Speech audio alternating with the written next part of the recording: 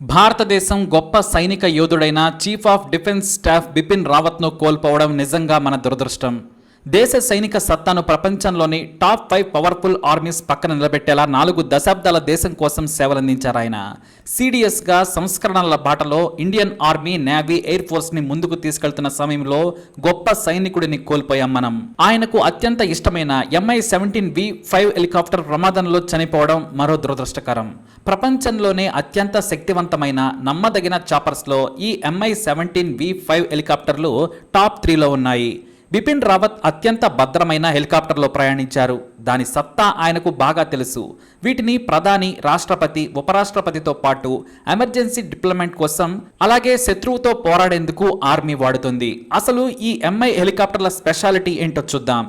MI సిరీస్లో మొట్టమొదటి flight మనకు 1977లోనే రష్యా సప్లై చేసింది. దీని డిజైన్ను మిల్ మాస్కో హెలికాప్టర్ ప్లాంట్ చేసింది. మిల్కు గుర్తుగా MI అని పేరు పెట్టారు.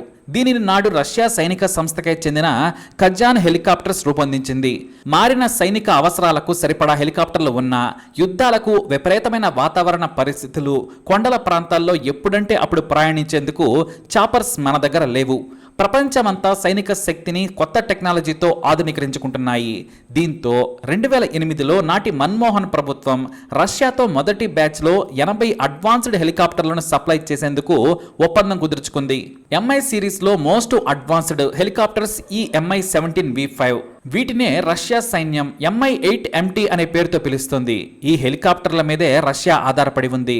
మనం కొన్న తర్వాత 60 దేశాలు రష్యా దగ్గర వీటిని కొన్నాయి. 2011 నుంచి మనకు విడతల వారీగా చాపర్స్ ను సప్లై చేసింది రష్యా. అంతేకాదు 2018లో మరో 75 కావాలని ఆర్డర్ పెట్టారు మన అధికారులు. బయటకు చెప్పకున్న MI సిరీస్ చాపర్స్ 200 పైనే ఉన్నాయి. వాటిలో ఇవే అత్యధికంగా 150 వరకు ఉన్నాయనేది ఒక అంచనా. ఈ MI-17V5 ప్రత్యేకత ఏమిటంటే సైన్యం ఎలాంటి పరిస్థితుల్లోనైనా ప్రయాణించవచ్చు. గంటకు 250 కిలోమీటర్లు ప్రయాణించవచ్చు. గరిష్టంగా 560 కిలోమీటర్ల దూరం ఆయిల్ రీఫిల్ అవసరం లేకుండా వెళుతుంది. 6000 అడుగుల ఎత్తులో వెళ్లడం దీని స్పెషాలిటీ. అంతేకాదు ఆర్మర్డ్ బాడీ చిన్న తరహా మిస్సైల్ను, గన్ బుల్లెట్లను తట్టుకోగలదు. 2 ఇంజన్లు ఉన్న ఈ చాపర్ ఆయిల్ ట్యాంకులు పేలకుండా ఫోమ్ సీల్ ఉంటుంది. బలగాలను తరలించడానికి, రెస్క్యూ ఆపరేషన్స్ చేయడానికి ఉపయోగపడుతుంది. అంతెందుకు అధ్యక్షుడు ఒబామా, ట్రంప్లు వచ్చినప్పుడు గాలిలో ఎస్కార్ట్స్ గా వీటిని ఉపయోగించారు. ఎంత దట్టమైన అడవిలోనైనా లో హైట్ లో భారీ సెర్చ్ లైట్ తో రెస్క్యూ ఆపరేషన్స్ చేయవచ్చు. 2012 ఫిబ్రవరి 17న మొదటి బ్యాచ్ MI-17V5 హెలికాప్టర్లు ఎయిర్ ఫోర్స్ లోకి చేరాయి. ఇంతకు ముందు మన దగ్గర MI-8/17 సిరీస్ ట్రాన్స్పోర్ట్ హెలికాప్టర్లు ఉన్నాయి. ఇవి వాటికంటే 100 రెట్లు టెక్నికల్లీ అడ్వాన్స్డ్ చాపర్స్. వీటి మాక్సిమం టేకాఫ్ బరువు 13,000 కిలోలు. ఒకేసారి గరిష్టంగా ఆయుధ సామాగ్రితో 36 మంది ఇందులో ప్రయాణించవచ్చు. లేదంటే 4,500 కిలోల బరువుతో ప్రయాణం చేయవచ్చు. అమెరికా దగ్గర ఉన్న అడ్వాన్స్డ్ హెలికాప్టర్ AH-64 అపాచీకు కొద్దిగా తక్కువైన దాదాపుగా సరితూగే హెలికాప్టర్ ఇది. ఈ MI చాపర్స్ లో complex pin point navigation system ఉంటుంది. పైగా ఎలక్ట్రానిక్ డిస్ప్లే KNEI-8 సిస్టమ్ వీటిలో ఉంది. World most advanced transport chopper గా పిలుస్తారు దీనిని.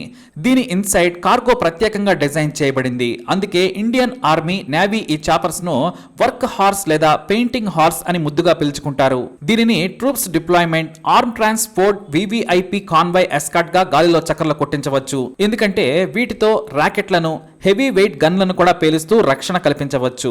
భారీ ఫ్లడ్ లైట్ తరహా సెర్చ్ లైట్ కింది భాగంలో మరో ఆకర్షణ. కాక్పిట్ లో గన్స్ ను ఏర్పాటు చేసుకోవచ్చు. గన్నర్ ను కాపాడేందుకు హెవీ ఆర్మర్డ్ ప్లేట్స్ కూడా ఉన్నాయి. ఇక మిషన్ గన్ ఫిట్టింగ్స్ పొజిషన్స్ ను ఎప్పుడంటే అప్పుడు చేసుకోవచ్చు. ఇక మనకు ఉన్న వాటిలో సగం ప్రధాని, హోమ్ మినిస్ట్రీ, ఆర్మీ అధికారులు, ట్రాన్స్పోర్ట్, ఇతర అవసరాలను వాడుకుంటే సగం మాత్రం ఎమర్జెన్సీ యుద్ధం కోసం వాడుతున్నాం. వాటిలో Shturm missile, S-8 rocket, 23mm gun, AKM submachine guns ను ఫిట్ చేసి వాడుతున్నాం. పాకిస్తాన్ తో జరిగిన బాల్కోట్ దాడుల్లో మన వాళ్లే బై మిస్టేక్ చేసిన ఫ్రెండ్లీ ఫైర్ లో ఒక MI కూలిపోయింది. భారీగా మనం MI హెలికాప్టర్లు కొనడంతో 2018లో రష్యా కంపెనీ మన దేశంలోనే వీటిని రిపేర్ చేసే కంపెనీని ఏర్పాటు చేసింది.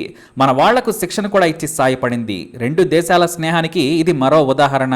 ఇంతటి అద్భుతమైన శక్తి ఉన్న హెలికాప్టర్ ప్రమాదానికి గురి కావడం, అందులో మన సిడిఎస్ బిపిన్ రావత్ సహా మరో 13 మంది చనిపోవడం విచారకరం. ఇంతటి హెలికాప్టర్ ఎందుకు కూలింది, దానికి కారణం ఏంటనే ఆందోళనలతో ఆర్మీతో పాటు కేంద్రం కూడా ఆలోచనలో పడింది. ఇప్పటికే రష్యా తయారీ సంస్థతో మాట్లాడుతూ విచారణ చేపట్టారు. ఎందుకంటే వెనుక సిట్టింగ్ ఏరియా కంటే కాక్పిట్ 100 రెట్లు సురక్షితంగా ఉంటుంది. ఎంత మంటలంటుకున్నా మినిమం గ్రౌండ్ లెవెల్లో దీనిని ల్యాండ్ చేయవచ్చు. కానీ పైలట్ ఎందుకు దించలేకపోయాడు? అసలు ఏం జరిగిందనే ఆలోచనలో పడ్డారు. ఇంకో విషయం ఏమిటంటే కనీసం తాము ప్రమాదంలో ఉన్నట్లు సంకేతాలు కూడా వెళ్ళలేదు. సిడిఎస్ ప్రయాణించే చాపర్ను అనుక్షణం కంట్రోలింగ్ యూనిట్ పర్యవేక్షిస్తుంది. ఆయన దిగే వరకు అనుక్షణం దగ్గరలోని బేస్లో చాపర్ రూట్ని కంట్రోల్ రూమ్ పర్యవేక్షిస్తుంది. మరి ఏం జరిగింది? అత్యంత శక్తివంతమైన సైనిక అధికారి చనిపోవడంతో ఈ అల్ట్రా మోడర్న్ చాపర్స్ పై కొంత అనుమానం ఏర్పడిన మాట వాస్తవం.